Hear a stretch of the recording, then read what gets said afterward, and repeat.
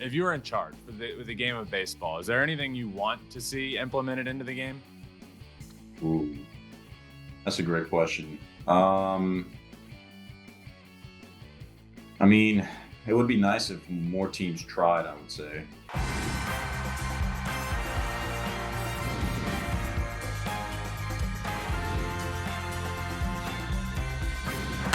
Fly ball onto the track, at the wall, it's gone! Home run! Turns on a ball, deep right field, and gone! What a game, what a moment.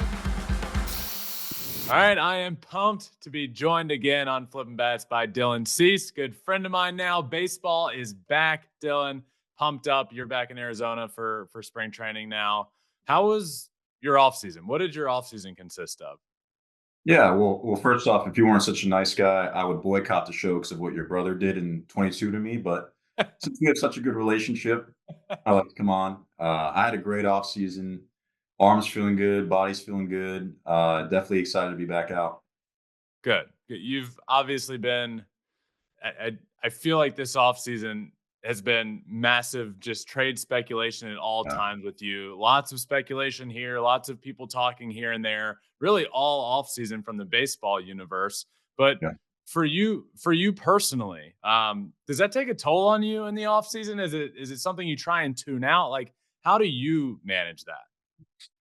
I think it would have been impossible to tune it out. It's inevitable that friends or family or whoever is going to be, uh, you know, saying stuff or sending you stuff, and obviously, if being involved in it, I did want to know, like, hey, Yeah. what are the rumors? For me, it wasn't really. I wouldn't say it was really a negative anyway. It was more kind of just intriguing, like, hey, what is going on, what could go on. But at the end of the day, I really just want to perform. So, I kept my focus on getting ready for the season, getting everything built up. And that was almost just it was a little bit of background noise, and I definitely saw it and paid attention. But at the end of the day, I wasn't losing sleep over it by any means. When you're asking those questions, because obviously you want answers to questions as well, are you talking to the White Sox front office or are you asking your agent? Like, who are you talking to throughout this process? Yeah, so early in the offseason, it was more on the agent side, and he was kind of keeping me filled in. And then towards a little bit later, Chris had called me, and basically we talked, and he let me know if anything was imminent. That he would let me know, and so far I hadn't really been super close. And he kind of just let me know that it was probably less than 50% chance that I did get traded before spring. So he kind of gave me an idea of what was going on. But I just feel like in this scenario, anything could change like that. Anything could really happen. All it takes is one team deciding to go for it. So Yeah. I kind of just kept an open mind to it, and I viewed it more as a win-win because either way, I either get to come back here where I've got a lot of good relationships, and Yeah. I love the city of Chicago, so that's a win. I was going to enjoy my time here, or I would go somewhere new and experience something new and start something fresh. So it Yeah. was really just a win-win. It was 2023, I would say, was an interesting year for the Chicago White Sox. It's a year I think I predicted the White Sox to win the division.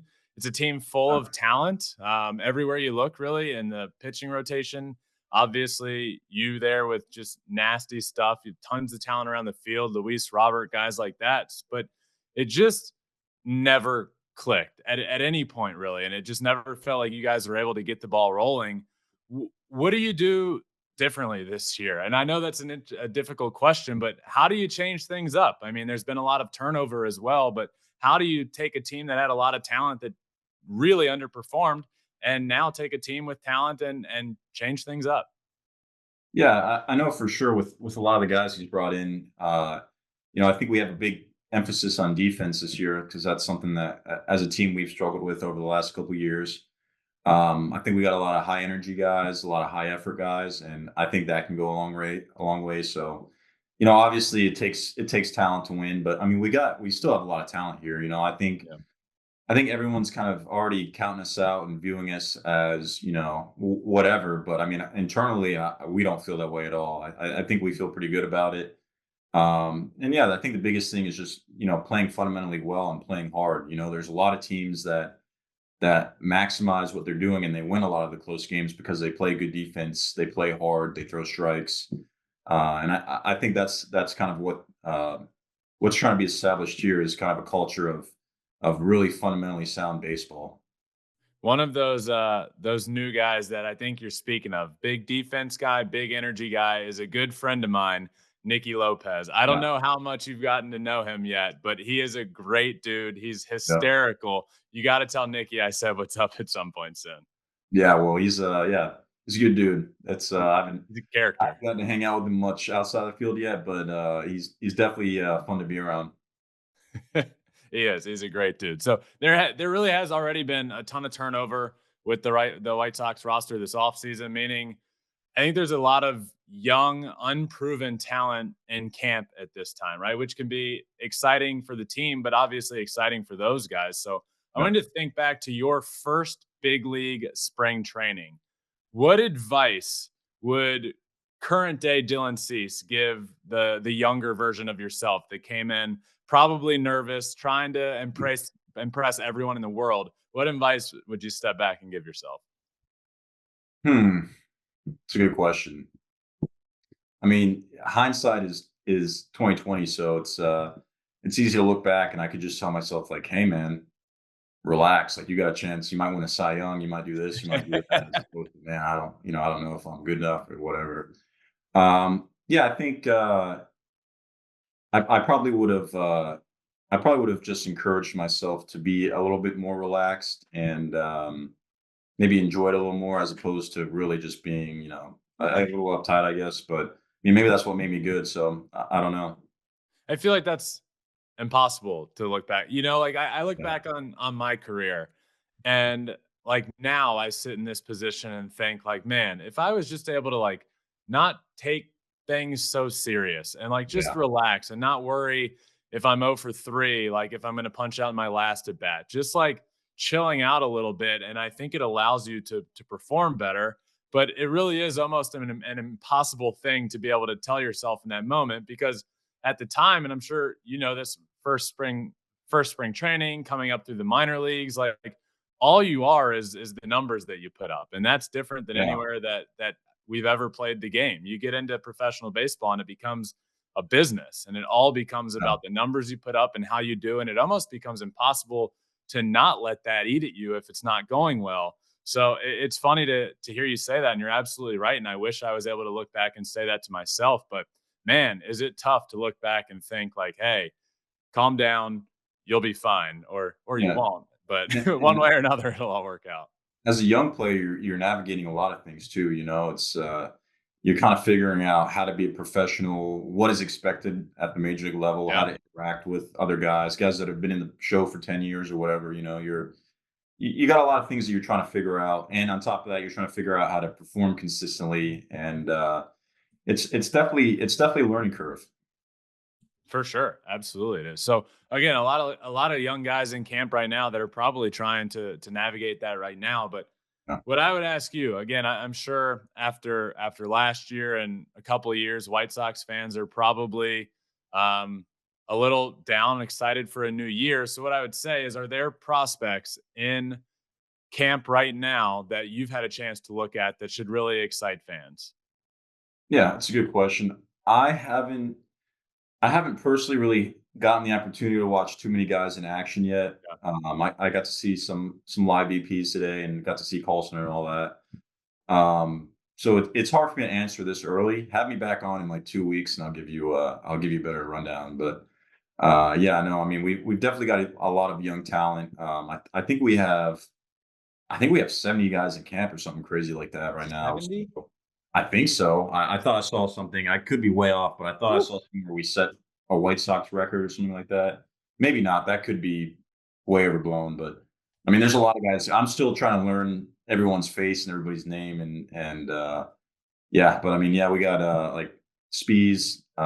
He was throwing 98 in his pen. We got some guys for sure. I gotta ask about Garrett Crochet. He's not a per se a young prospect coming up, but He he's an kind of interesting guy for me. He's a guy that came up throwing over 100 miles an hour from the left side, a lot of hype, was relieving, closing, kind of all over trying to find the right role. And then unfortunately gets hurt, gets TJ, misses 22, misses most of 23. Now he's working to try and become a starter. What can you tell us about Garrett's recovery and how he's looking so far and how he's feeling? The biggest thing with him is he's just a physically imposing Yeah. person. I mean, he's all of 6'6", 260 or 50 or whatever he is. He's a big man. Ball's coming out great. I mean, I know he's mid to upper 90s right now. I think the plan is he is going to try to be a starter this year and go through all that. Yeah. Um, yeah, I don't worry about him at all. I mean, he works really hard. I think he's got the mental side. He's got that, he's a fighter. He's not afraid of the moment. Yeah, he's extremely talented. I mean, if I had to bet, I would say he's gonna be very successful. So you were on last year, like right at the beginning of the year. And one of the wild things that ended up happening last year for one of the many storylines around the White Sox last year was the brawl you guys got in against the Guardians. What were you doing during that brawl? What was going through your head when that happens? I'm always fascinated from a pitcher perspective because it's always a bunch of just like people just running out and like nothing really happens. But what were you doing during that? Yeah, I just remember, I remember being in the dugout, and I didn't see any of it happen live. So I was kinda just in the dugout, and then all of a sudden everyone's running out there, and I'm like, What did we miss?" And then, I don't even know when I heard about everything that had happened, but, for the most part, it was just running out on the field, and by that point, it was pretty much you got your 1 or 2 guys that are skirmishing, and then you got the tough guys that are always like, I don't know, they're always trying to start something or say something or do You're something. not one of those guys? I don't wanna say I'm not one of those guys. I haven't historically speaking, I have not been the center of any brawl yet, so I can't claim to be one of those guys. Um, I don't know, maybe at some point we'll get in there and see if I got a right hook or anything like that. So It doesn't get to that point though. you got nothing over the course of your career, high school, college, pro ball, Brawl-wise? no No, good brawl stories, nobody charging the mound on you, nothing. no, nothing. I've been out for a couple of them. I mean, I remember the one where, Jose Abreu slid super hard. I think that was in against the Tigers. They kept hitting him on the elbow, probably not on purpose, but after a while, it's like It still gets annoying. it gets old. So I remember him sliding hard in the second, and I remember like being behind Carlos and seeing Carlos start out there. And like, all right, let's get out there. Yeah, I mean, I've definitely been a part of them. I just have never been the center figure of any of them. The first one that I was ever it might be the only one that I was ever like even involved in as a player happened in the minor leagues. I remember we were playing in Lowell, the Red Sox organization, and benches cleared for some reason. And all I remember hearing throughout, like, like when you're in the minors, you end up in a million meetings in spring training, right? Right at Yeah, the beginning, like security meetings and nutritional meetings and yeah. financial stuff, and all you're in a million. But one thing I always remember was they were talking about if there's ever a fight, if you leave your position, you will get fined. So if you're in the field, if you're in the dugout, if you leave your spot, you're going to I get feel it should be fined. the opposite. If you don't leave your position, you should get fined. Well, then you're screwed in kangaroo court when your teammates come at you. So one way or another, you're in trouble. But I think if you left your position, it was like $20. And when you're only making $25 for a year, $20 is a lot of money to lose. Yeah, And I just remember we got in the fight and everybody obviously goes out there, and because it's like you're damned if you do, damned if you don't sort of situation. But yeah. that's the only one I think I've ever been a part of, but nothing You nothing throw any crazy. punches? I kind of wish something crazy had happened, but You not that throw any punches? I wouldn't fight, but whatever. Oh, you're giving me a hard time. You didn't throw any punches. Never. I've never thrown a punch in my life. Never. So last time you were on, it was I think you had just had your first start of the year. Was it Houston? Was that right? Yeah. So I asked you about the pitch clock because it was like brand new and everybody was talking about it. And when we talked about it, you said at first you were quite apprehensive about it and then really grew to like it. So I'll ask you again after a full season of it, where do you stand with the pitch clock? Did you love it? It I like the pace of the game with it for sure. Do I love it? Hmm. It doesn't seem like you love it. Maybe you like it. It's tough. I mean, it's annoying sometimes, like you really don't have a lot of time if you're not on the same page with your catcher, you don't really have a lot of time to sit there and shake. Yeah. And then it's got some downsides in that regard, but I mean, I do think the pace of play is probably worth it. I mean, I get to get home, at a reasonable time and all Yeah. that. And the games are they feel more action packed for sure, which I think is a plus. So it's yeah, I definitely don't hate it. I don't know if I could say I love it though. So, did is it official this year they shortened it even more so with nobody on base? Did that I happen? thought I saw that. I don't know that. I hope not. I think we were good last year. Jeez. I mean, I think from they were either I think it's in place. I think it's same with runners on and with nobody on, I think it's even shorter, which again Ooh, to your point, I can only imagine if you're not on the same page for two signs, if you need to shake like twice, I feel like you're screwed. And then you have to step off and then you can only do that a certain amount of time. It's like yeah, it just seems like if you're not on the same page, like you're gonna be screwed. yeah. It's I don't know. I mean, I grew up watching the steroid era of baseball, Yeah, so same.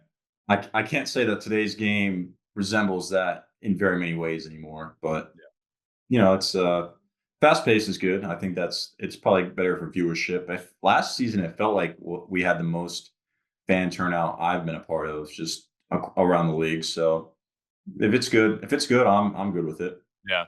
If you were in charge for the game of baseball, is there anything you want to see implemented into the game?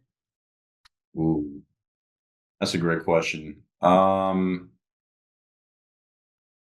I mean, it would be nice if more teams tried, I would say. I think that would be the biggest thing. And I don't mean that like obviously everyone's trying, but Yeah.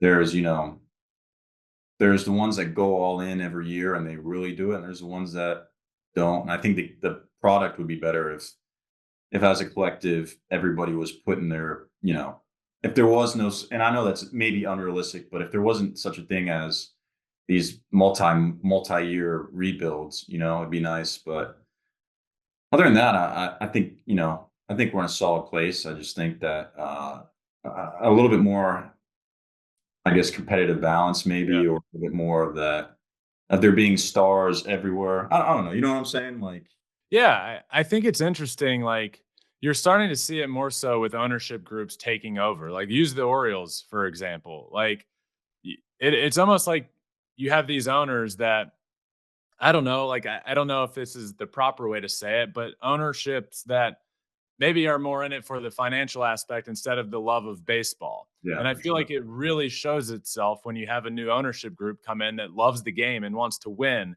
Like, and maybe Steve Cohen's not the best example because he's got all the money in the world, but he loves baseball and he wants to win with the Mets. And then a new ownership group that comes in with the Orioles.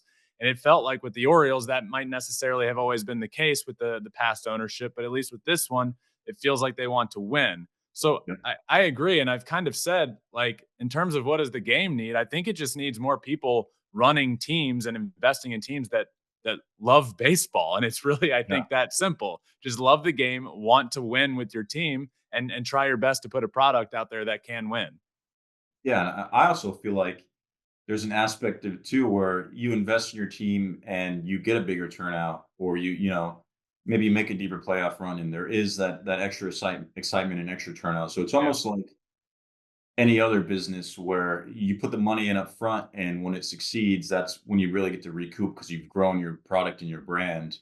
And I don't know the financials. We're not. I don't have any inside information on the financials of any teams, but I guess that's how I would run it. I mean, I would really try to grow that brand and try to make that. And it's easier said than done. It's not my money. I get it. Like, I don't really know the financials, but I think I don't know. I just think that would be one big thing for baseball.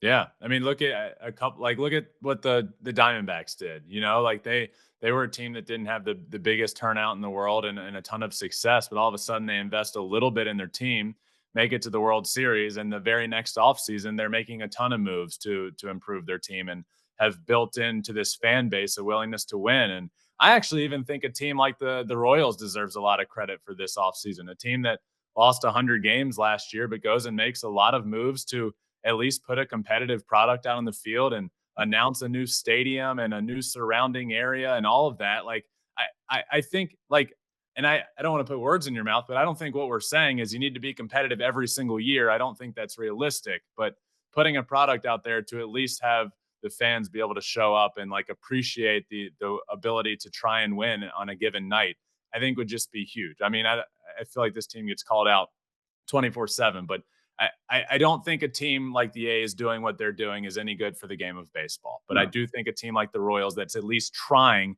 is a positive step. I guess where it gets tough from a team's point of view is they probably sit and calculate and go, well, if we spend X amount of money, we're only getting this many more wins better, and we're still not going to be better than the better team. So why spend the money, Right. and why bring in these veterans or bring in the talent? But I don't know. I mean, baseball is one of those games where anything can happen, and it's just it's always a more competitive product. And baseball is competitive. Don't get me wrong. There's never a series where you can just go in and just show up and run people over. Like it's too Yeah. difficult of a game to just run the tables like that. But there's definitely a happy medium for sure. Yeah, I don't think if that's always the mindset, which is why even try and invest to win maybe 5 more games if it's not going to win the division.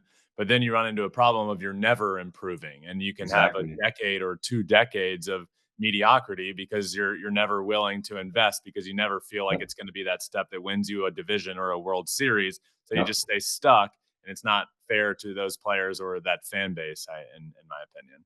It would be. I would really like to see all of the inside financials of everything I know. because that would be intriguing. If it's it would be really easy if it's really easy to say, hey, do this and do this, but I don't know the insider of that. So it would be interesting. I kind of like learning about economics of things in general. So Yeah. it would be interesting, like, hey, what do these outside battery bar areas bring in to the club? Yeah. Does this bring in? What does this bring in? What do these revenue streams look like? And just kind of get a better picture of everything. But that's probably not going to happen unless I buy a team one day. I would love to see because I think the Braves are a great example there. They bought the entire surrounding area, they built Yep. up those bars and that housing, and they own all of that. And I feel like that's kind of becoming like what teams are modeling It should after, be right? Get the sure. surrounding area, make it a fun environment, and go from there. I would Yep. love to see like how after I don't know how long that stadium's been open or the battery around it's been open, but I would love to see like the finances behind it and how that's Yeah. done and let other teams be able to see that and go from there if it is Uh, profitable. Aren't the Mets doing like a multi-billion-dollar thing with their surrounding area as well? Yep. Yep. That's Like I mean all over. that's a smart investment, man. That's never gonna do anything but appreciate and bring in a ton of cash. I remember going to the World Series in 21 when the Braves were in it. Either, but that was my first experience in the battery, and it just becomes something where even if you don't have a ticket to the game, you're going there to hang out, and Yep. you want to be in that environment for the game. And I do think it forces people to want to go to the game. It just drives like engagement and excitement around it all. And I think, yeah, the Mets have done that. The Royals talked about that. I think the White Sox said something as well. I Yeah. think a lot of teams are starting to do that, and I think it'd just be great overall for the game for sure. Yeah. I mean, anything that increases revenue is inevitably gonna be better. So one guy that there has been a couple pickups from the White Sox that are bigger name guys. One of them being Martin Maldonado. I Yep. want to ask you about him because I think he's a pickup that, in the terms of general baseball fans watching, it doesn't seem like a massive baseball pickup for the team. But I don't know how much you've gotten to know him, but by all accounts, everybody that he worked with in Houston loves him. He is beloved in that city. He's beloved by his pitching staff, and I think he's crucial to being able to work with his staff and being able to help guys and turn staffs around. How pumped are you to throw to Maldi this year? Yeah, he's I could tell why. I mean, you can tell he's a great dude. He caught my first bullpen here, and you can just tell that you can tell he's a veteran that knows what he's doing. You can tell that he cares. It would be very easy for, or not necessarily easy. He could come in and I guess be big league and do this and do that, and I've got World Series rings, but he's not. He's here to be part of this culture, build this culture, Yeah, be a leader. He's a you can tell he's a leader. I know his pitch calling's great. I know he's a defensive juggernaut back there, and I think he plays winning baseball. So I know we're all extremely excited to throw to him. Another recent pickup within the last couple of days, Liam Hendricks Yeah, heading to the Red Sox.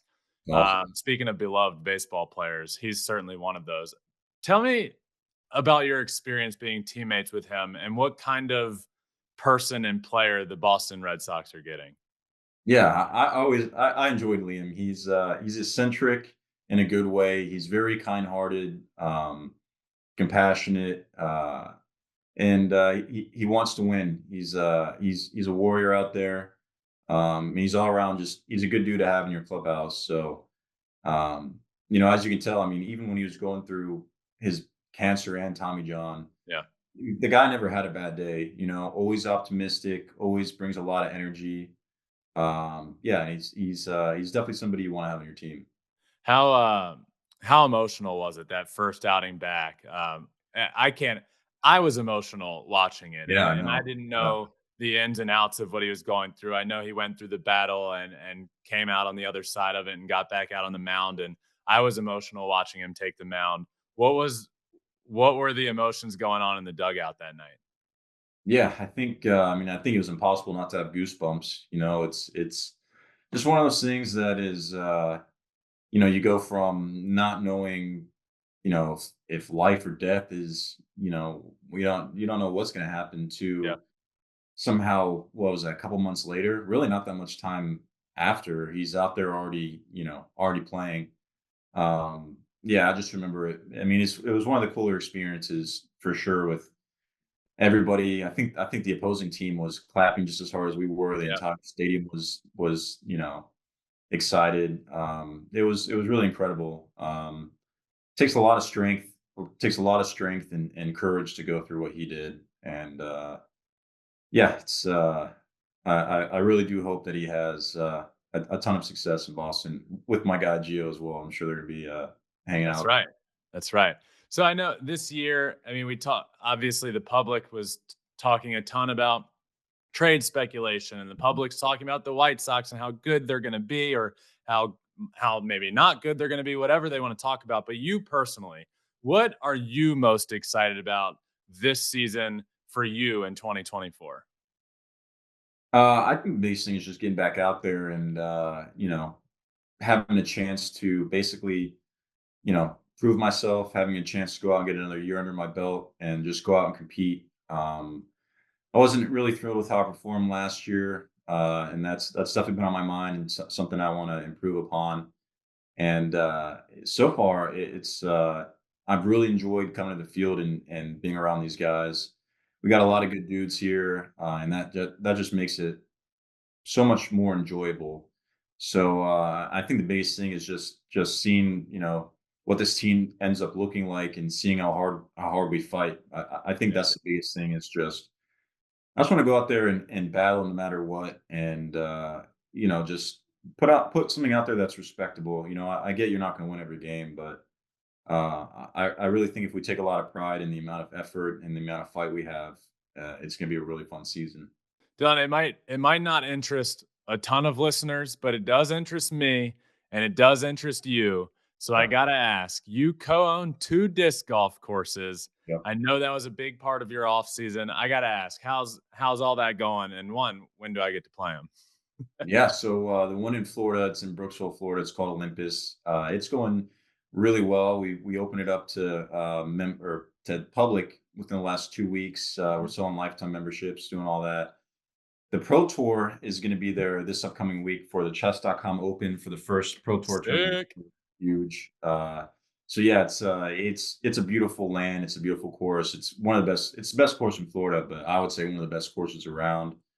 And then the one up in Alabama, Cactus Rock, is coming along really nicely. It's not quite ready, but it is just crazy beautiful land. And I hope that one is used by the Pro Tour as well. And I'd like to see disc golf grow, and I'd like to be a part of at least, I guess, on the entrepreneur side of kind of growing a brand and growing a product, and that allows me to reinvest into it. And I got some ideas where I want to do, like, $1 million tournament one day, some crazy stuff that really gets viewers to it. And I think it's an underrated sport. it's they make it look easy, but if you go and play, it's very difficult. So I'm really excited to see the event at Olympus. There's going to be a celebrity guest there. I can't say yet, but I'll have to Ah, message you. Can't say it live, but it's going to be really exciting to watch because going through the whole process of setting up the LLCs and buying the land and getting the insurance and flying mhm. down there and building 2 new holes, all that with Paul has been it's been a lot of effort that's been put into it. So to see it get to a point where it's going to be used and hopefully it becomes something that is economically feasible so that we can continue to keep investing into the Yeah. game and just build a cool brand and just do something cool. One of those guys that certainly makes it look easier than it is Paul Macbeth. You Yeah. you Yep. co-own 2 courses. Are they both with him? No, the other one is with my buddies. He designed the one in Alabama, but I co-own Okay. it with my buddies, the Williams brothers, who they own a landscaping company and somehow they know how to shape how to do skid steer work and shape fairways and cut down trees and do all kinds of crazy stuff. And you gotta come out to that course. It's I think you'd be impressed. The Alabama one? Yeah, there's gonna be a documentary dropping on it soon. The Pro Tour put it together, so it was supposed to be dropping now, but I think there was a little bit of holdup. But we show the entire process of buying the land to designing it to them shaping it to what it is now. So Yeah. that one's very close to being open to the public, and I hope I get to keep making them and keep expanding with them. That's awesome, man. Couple more questions for you before we finish up. Some fun ones. And this one might take you a second to come up with, but let's say we're trying to put together the most dominant 5-man starting rotation in baseball. Okay. Which 5 guys are you going to take? Ooh. I mean, I think for sure you gotta go Strider. Yeah. I'm gonna go ahead and put me on this team because, why wouldn't I? 2 good mustaches as well. That has to be Yeah. taken into Well, I'm account. going beer this year, but maybe we'll get mustache at some point. The mustache is So, gone? Wait a second. This is the yeah. biggest news you told me. The Well, I mustache mean, is look. not going to be, it's going to be a beard. Well, I'll keep people guessing. I guess I don't know what I'm gonna do for opening day. I wish I had a sheet of names in front of me right now. Strider, Cease. Strider for sure. Strider Cease. Uh, who else is super nasty? Well, you know who I like a guy like Luis Castillo's nasty. He Garrett is Cole nasty. probably in there Oh, somewhere. Garrett Cole. Garrett Cole's 100% in there. I forgot Okay. about him. Yeah, Garrett Cole's 100% in there. Okay. We need a lefty. I mean, We have 3 of 5. who do you got lefty wise? I mean, Blake Snell's a Cy Young. Needs a Uh, team. Needs a team. yeah, Maybe it could be our team. This team here. yeah, yeah. We'll sign him. Um, who else we got? Yeah, who we? Left-handed Oh, wise. listen, Rodon's in there. Marlins always have nasty guys, nasty starters. Uh, Tampa Bay's. Oh, McClanahan. Yes, Yeah, McClanahan. glad him in there. Okay, that's Uh, 4. that's 4. Then, hmm, I It's wish hard. DeGrom was healthy. Yeah, DeGrom or Glass. No, they're kind of on that similar. You know, I mean DeGrom's in a league of his own, but uh, who are we missing? We got to be missing somebody. Yeah, we're missing I somebody. mean, it's hard not to put your brother on there. I mean, you think he's earned. I think he's earned a spot. Gosman's nasty. Oh, Gosman is Corbin super Burns nasty. He nasty. throws strikes. Yeah, We going yeah, Gosman? yeah. I think it'd be hard not to put Gosman on there. All right. Fifth So we leader got every year. Strider, Cease, McClanahan, Garrett, and Gosman. Yep, Pretty nasty. yep. Pretty nasty. One guy not on there is because he's not pitching this year is Shohei. And I got to put this out there and I got to ask you Shohei, career 274 hitter. Dylan Cease, a member of our rotation, a career 375 hitter. Yep. Why is Dylan Cease not a two-way player? I've been asking myself that for years. There is no good answer. There is no good explanation. You cannot use analytics or data to prove a point against me because I'm almost a career 400 hitter. Correct. I almost put the ball over the fence on a fake bunt slash oppo. I got bat speed. I can see the ball well. I think I can see spin. Uh, I think I think there's no reason why I shouldn't have a shot. I really don't. I think it's a travesty to the game. You went 3 for 3 one night with a double. By the Yeah. way, punched out 11 guys that same night in Yeah. Cincinnati. What do you remember from that night? You still have your bat that you went 3 for 3 Oh, with. Like I I got don't know why you everything. didn't get more playing time, but what do you remember from that night? Yeah, it was.